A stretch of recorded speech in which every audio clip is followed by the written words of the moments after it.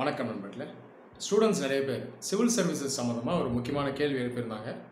இண்டிவிஜுவலாக எல்லாருக்கும் என்னால் ரிப்ளை பண்ண முடியல. ஒரு வீடியோவே போட்டால் எல்லாருக்கும் யூஸ்ஃபுல்லாக இருக்கும் அப்படின்னு நினச்சேன்.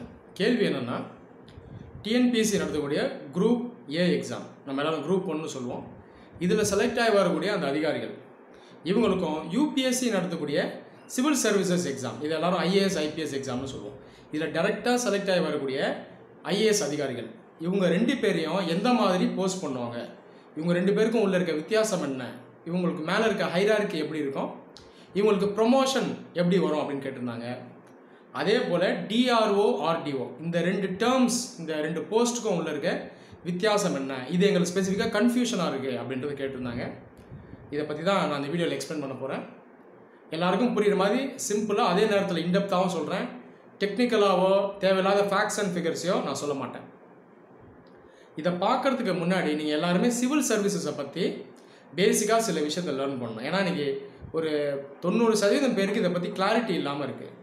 சிவில் சர்வீசஸ் அப்படிங்கிறது தமிழில் குடிமை பணி அப்படின்னு சொல்லுவாங்க. இப்போது டிஎன்பிஎஸ்சி இந்த எக்ஸாம் தனியாக நடக்குது, யூபிஎஸ்சி எக்ஸாம் இது அவங்க தனியாக நடத்துகிறாங்க. இப்போது நம்மள நிறைய பேர், அதுவும் இந்த ஸ்டூடெண்ட்ஸை பார்த்தோன்னா இவங்கெல்லாம் அடிக்கடி கேட்பாங்க, நீ டிஎன்பிஎஸ்சி எக்ஸாம் படிக்கிறியா இல்லை சிவில் சர்வீசஸ் எக்ஸாம் படிக்கிறான்னு கேட்பாங்க. நீங்களே பார்த்துருப்பீங்க, இதை உங்களுடைய நண்பர்கள் சொல்லி நீங்கள் கவனிச்சிருப்பீங்க. இப்போ இவங்கெல்லாம் சிவில் சர்வீசஸ் அப்படின்னு சொல்கிறது யூபிஎஸ்சி நடத்தக்கூடிய சிவில் சர்வீசஸ் ஐஏஎஸ் ஐபிஎஸ் எக்ஸாமினேஷனை சொல்கிறாங்க. அப்போ சிவில் சர்வீஸ் வேறு, டிஎன்பிஎஸ்சி இவங்க நடத்துகிற எக்ஸாம் வேறையா அப்படின்னு பார்த்தீங்கன்னா ரெண்டும் வேறு கிடையாது. ரெண்டுமே சிவில் சர்வீசஸ் தான், ரெண்டுமே குடிமை பணி தான். யூபிஎஸ்சி என்ன பண்ணுறாங்கன்னா சென்ட்ரல் லெவலில் வரக்கூடிய போஸ்ட்டு, அந்த சிவில் சர்வீசஸ் போஸ்ட்டுக்காக எக்ஸாம் நடத்தி ஆட்கள் எடுக்கிறாங்க. யூபிஎஸ்சி நடத்துகிற சிவில் சர்வீஸ் எக்ஸாம் கீழே என்னென்ன போஸ்ட் வரும்னா ஆல் இண்டியா சர்வீசஸ் வரும், IAS IPS IFS forest service இது வரும். அது இல்லாமல் நிறைய சென்ட்ரல் சர்வீசஸ் வரும், group B group A services வரும், IRS Indian revenue service, account and audit service, railway traffic service, Indian ordnance factory service, இதெல்லாம் யூபிஎஸ்சி கீழே வரும். டிஎன்பிஎஸ்சி கீழே என்ன வரும்னு பார்த்தீங்கன்னா குரூப் ஏ குரூப் பி, அதாவது குரூப் 1 குரூப் 2 அப்படின்னு சொல்கிறோம். அதுக்கும் கீழே குரூப் 4 குரூப் 8 அது வரைக்கும் போவோம். குரூப் 1 போஸ்ட் பார்த்தீங்கன்னா டிஎஸ்பி ஆர்டிஓ இதெல்லாம் வரும். குரூப் 2 எடுத்துட்டிங்கன்னா இந்த ரெவன்யூ இன்ஸ்பெக்டர் இந்த போஸ்ட்லாம் வரும்.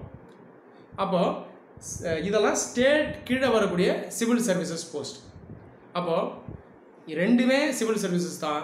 டிஎன்பிஎஸ்சி நடத்தக்கூடியது ஸ்டேட் சிவில் சர்வீசஸ் போஸ்ட்கான எக்ஸாம், யூபிஎஸ்சி நடத்தக்கூடியது சென்ட்ரல் லெவலில் இருக்கக்கூடிய சிவில் சர்வீசஸ்க்கான எக்ஸாம். அடுத்த வாட்டி நீங்கள் உங்கள் ஃப்ரெண்டு கூட நீங்கள் பேசும்போது நீங்கள் என்ன சொல்லணும், நீ படிக்கிறது யூபிஎஸ்சி சிவில் சர்வீசஸ் எக்ஸாமுக்கா இல்லை ஸ்டேட் சிவில் சர்வீசஸ் எக்ஸாமுக்கா, அதாவது டிஎன்பிஎஸ்சி சிவில் சர்வீசஸ் எக்ஸாமுக்கா அப்படின்னு நீங்கள் கேட்டிங்கன்னா தான் இது சரியானதாக இருக்கும்.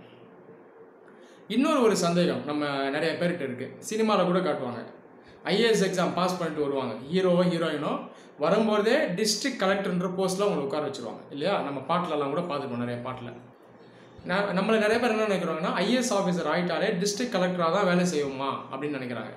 இது உண்மை கிடையாது. ஒருத்தர் 25 வயசில் ஐஏஎஸ் ஆகிறார் அப்படின்னா 60 வயசு வரைக்கும் வேலை செய்வார். இந்த டோட்டல் டென்யூர் சர்வீஸில் மேக்ஸிமம் ஒரு 3 வருஷம் தான் அவர் டிஸ்ட்ரிக்ட் கலெக்டர் அப்படின்ற போஸ்ட்டில் இருப்பார். இது பார்த்தீங்கன்னா ஒரு ஸ்டேட்டுக்குள்ளேயுமே மாறுபடும். ஒரு சில ஐஏஎஸ் ஆஃபீஸர்ஸ்க்கு டிஸ்ட்ரிக்ட் கலெக்டராகவே உட்கார முடியாமல் போயிடும். ஒரு சில எக்ஸப்ஷன்ஸில் தான் ஐஏஎஸ் ஆஃபீஸர்ஸ் ஒரு 8 வருஷம் 9 வருஷம் டிஸ்ட்ரிக்ட் கலெக்டர்ஸாகவே இருப்பாங்க. இதை தான் நீங்கள் அண்டர்ஸ்டாண்ட் பண்ணணும்.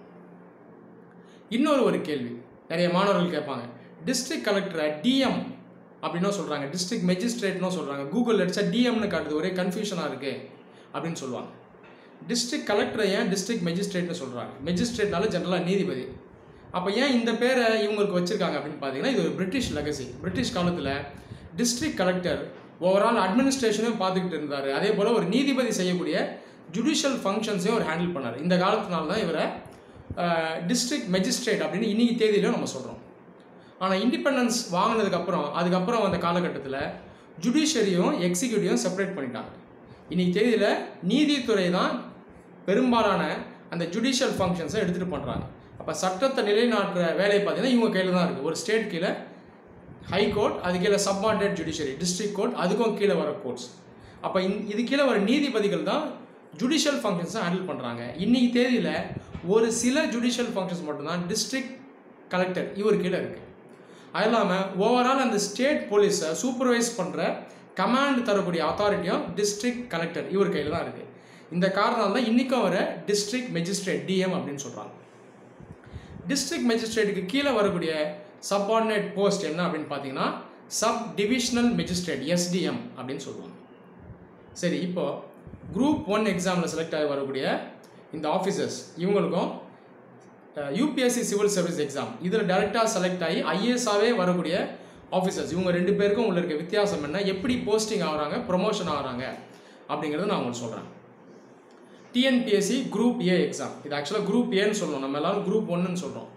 இதில் செலக்ட் ஆகி வரக்கூடிய டாப் மோஸ்ட் அந்த சிவில் சர்வன்ஸ் யாருன்னா இவங்கெல்லாம் ஆர்டிஓ அப்படின்னு சொல்லுவாங்க, ரெவென்யூ டிவிஷனல் ஆஃபீஸர்ஸ். ஸோ இவங்க ஃபஸ்ட் எடுத்தோடனே ஆர்டிஓ அப்படின்ற போஸ்ட்டில் தான் அமர்த்தப்படுவாங்க. ஆர்டிஓக்கு ஈக்குவலான போஸ்ட் என்னன்னு பார்த்தீங்கன்னா டெபுட்டி கலெக்டர் அப்படிங்கிற போஸ்ட். ஆர்டிஓவாக உட்காந்து ஒரு சில வருஷங்கள் வேலை செய்வாங்க. ரஃபாக ஒரு 6 வருஷத்துலேருந்து 9 வருஷம் வேலை செஞ்சுட்டு அடுத்தது இவங்க வந்து அடுத்த போஸ்ட்டுக்கு ப்ரமோட் ஆவாங்க. இந்த போஸ்ட் என்ன அப்படின்னு கேட்டிங்கன்னா டிஆர்ஓ, டிஸ்ட்ரிக்ட் ரெவென்யூ ஆஃபீஸர் அப்படிங்கிற போஸ்ட். டிஸ்ட்ரிக்ட் ரெவென்யூ ஆஃபீஸர் ஈக்குவலான போஸ்ட் என்னன்னா அடிஷ்னல் கலெக்டர் அப்படிங்கிற போஸ்ட். அதுக்கப்புறம் டிஆர்ஓஸ் இன்னும் ஒரு 6 வருஷம் 7 வருஷம் கழிச்சு இவங்களை என்ன பண்ணுவாங்கன்னா கன்ஃபர்ட் ஐஏஎஸ் ஆக்குவாங்க. அதாவது கவர்மெண்ட்டு ஐஏஎஸ் அப்படின்ற போஸ்ட்டை இவங்க மேலே வந்து என்ன பண்ணுவாங்கன்னா அளிப்பாங்க. ஸோ இவங்கெல்லாம் கன்ஃபர்ட் ஐஏஎஸ்ன்னு சொல்லுவாங்க. அப்போது சராசரியாக ஒரு ஆர்டிஓவாக செலக்ட் ஆகி வர்றவர் கன்ஃபர்ட் ஐஏஎஸ் ஆஃபீஸர் ஆகிறதுக்கு ரஃபாக ஒரு 15 இயர்ஸ் கிட்ட ஆகும். ஃபஸ்ட்டு ஆர்டிஓ, அப்புறம் டிஆர்ஓ, அப்புறம் கன்ஃபர்ட் ஐஏஎஸ். ஐஏஎஸ் ஆனதுக்கப்புறம் பார்த்தீங்கன்னா டிஸ்ட்ரிக்ட் கலெக்டராக வேலை செய்யக்கூடிய ஆப்பர்ச்சுனிட்டி வரலாம், வராமலையும் போகலாம். நான் சொன்னது போல் இது ஒரு ஸ்டேட்டுக்கு நடுவில் இது வந்து மாறுபடும். இப்போ யூபிஎஸ்சிக்கு நான் வரேன். யூபிஎஸ்சியில் செலக்ட் ஆகி வர்றவங்க டைரெக்டாகவே ஐஏஎஸ்ஸாக வருவாங்க. இவங்களை முதல்ல ட்ரெயினிஸாக போடுவாங்க. ட்ரைனிங் டைமில் இவங்களுக்கு என்ன பேர்னா அசிஸ்டன்ட் கலெக்டர்ஸ் அப்படின்ற பேர். அதுக்கப்புறம் இவங்களுக்கு வரக்கூடிய போஸ்டிங் சப் கலெக்டர்ஸ் அப்படின்ற போஸ்ட்டில் இவங்களை அமர்த்துவாங்க. சப் கலெக்டர்ஸாக வேலை செஞ்சு அரௌண்ட் ஒரு 4 வருஷம் 5 வருஷம் கழிச்சு இவங்களாம் கலெக்டர்ஸாகவே ஆவாங்க. நான் சொன்னது போல் இந்த பீரியடும் ஒரு ஸ்டேட் நடுவில் மாறுபடும்.